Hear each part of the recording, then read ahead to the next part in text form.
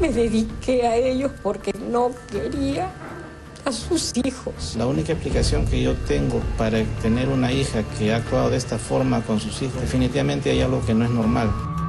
Unos padres que denuncian a su propia hija por maltratar y permitir que abusen de sus nietos. Que le jalaban su pene, que los besaban en la boca. Te vas a dar cuenta que tergiversa mucho los hechos. Y la mayorcita decía, lo mismo le hicieron a mi hermanita. Que son niños de 3 y 4 años. Viven su propio mundo, sus fantasías. Y al bebé lo tenía con esta mano así, y con esta mano la tenía desde acá así. No ha habido en ningún momento golpe, ni mucho menos. El futuro de 3 niños en disputa. Que le ha ordenado ya, me parece que 3 veces que pase por la pericia psiquiátrica y también se viene negando a hacerlo. Pero esta historia tiene un ingrediente diferente. Los niños no serían necesariamente el único botín por el que toda una familia se enfrenta. Pero los padres no le quieren devolver a Roxana el dinero. ¿Y cuánto dinero sería el que se han quedado los papás? Roxana trajo $250,000. Es bastante dinero. ¿Quién dice la verdad y quién miente? La historia empezó así. Roxana se crió en Nazca y desde pequeña compartió una gran amistad y la afición por la música con su padre, don Jaime. Sin embargo, pronto sintió la necesidad de independizarse. Apenas cumplió 18 años, se fue a Japón, la tierra de su abuelo paterno, a trabajar. Al tiempo, este peruano, Hiroshi Shimabukuro, la conquistó y juntos compartieron casa, planes y canciones de amor.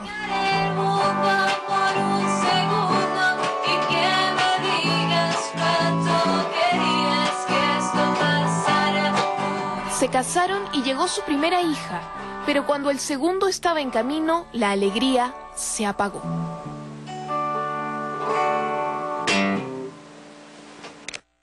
Roxana y Hiroshi volvieron al Perú con su tercera hija por nacer y decidieron dejar a los 2 mayores con sus abuelos en Nazca para que ella pueda venir a Lima a estudiar turismo.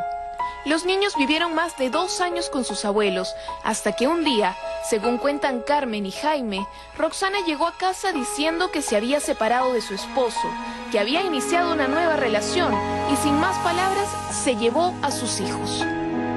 El día 9 de octubre del 2011, muy temprano, ella fue a la casa, esperó a que se despierten los niños y con el pretexto de ir a la farmacia que está a media cuadra de la casa, se los trajo, no paró hasta Lima. Entonces yo decía, Dios mío, ¿qué le han hecho a mi hija? Yo pensaba que le han hecho a mi hija para que esté así, porque no era la chica que yo crié. Ella era buena, era dulce, todo el día cantaba. Y de un momento a otro, cuando llegó de Japón, su mirada era dura. Era otra persona la que me habían puesto ahí. ¿Por qué ella habría tomado esa decisión así tan radical? ¿Por qué no decirles a los abuelos que eran personas de confianza y bueno, me voy a llevar a los chicos, son mis hijos, me los llevo? No lo sé, realmente no lo sé. Se supone que para ella este señor Kuray ocupaba el primer lugar para todo. Ese señor Kuray se llama Wilfredo y era la nueva pareja de Roxana, el mismo que los niños señalaron, según este documento del Ministerio Público, como su agresor en enero de este año.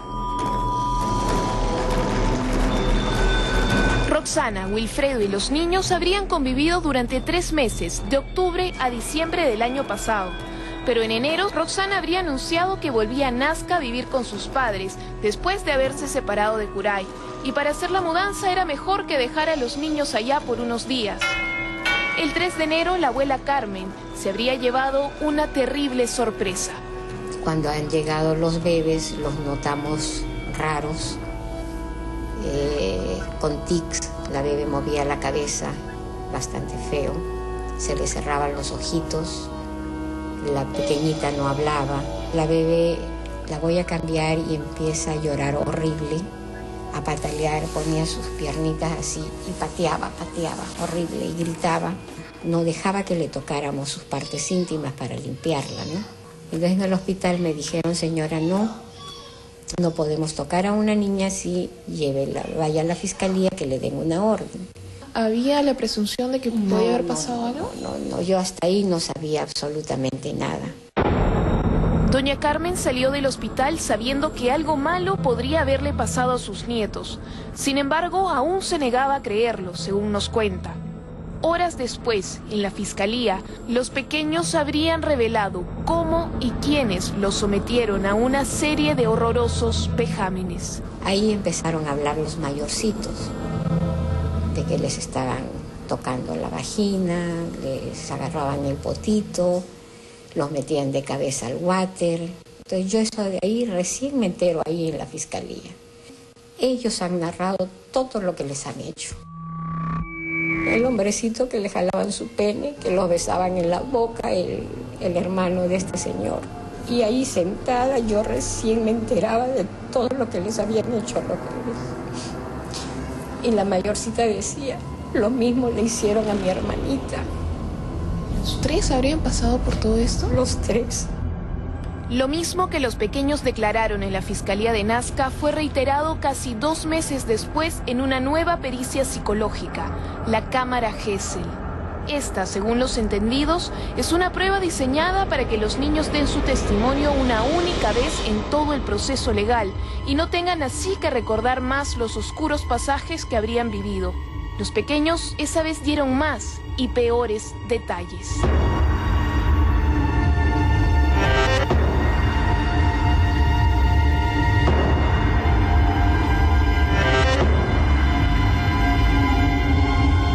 Según este documento, no solo Wilfredo Curay Olivera habría abusado de ellos, sino también su hermano Luciano, de 20 años.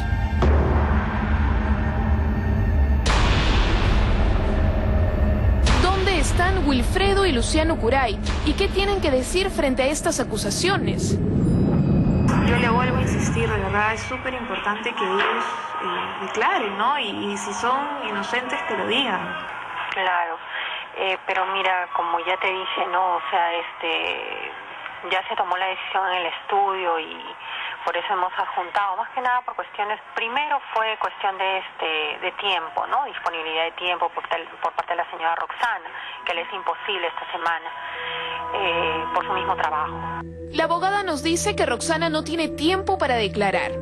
¿Puede una madre no tener tiempo para desmentir la acusación de sus propios padres, quienes aseguran que ella maltrata y permite que otros abusen de sus hijos? Nos preguntamos, en todo caso, si Roxana y los hermanos Curay comparten el mismo estudio de abogados, ¿cuáles son sus argumentos frente al testimonio de los niños? Si bien los niños afirman en la diligencia de cámara Gesell que supuestamente fueron tocados, si tú analizas toda la declaración te vas a dar cuenta que tergiversa mucho los hechos. O sea, aparte que son niños de 3 y 4 años, viven su propio mundo, sus fantasías. Aunado a ello, que desde el 3 de enero, fecha en la que los abuelos los tienen, hasta que se realiza la cámara Gesell han pasado prácticamente 2 meses. Están acusando a la propia madre de golpear a sus hijos, de permitir que abusen de ellos y que ella diga que no tiene tiempo. Mira, no ha habido en ningún momento golpe, ni mucho menos, porque si bien es cierto, hay veces la niña manifiesta, ¿no?, que le bañó con agua fría o esto. La niña en ningún momento ha estado hospitalizada. Si le hubiese bañado con agua fría, imagínate, hubiese terminado en un hospital, ¿no?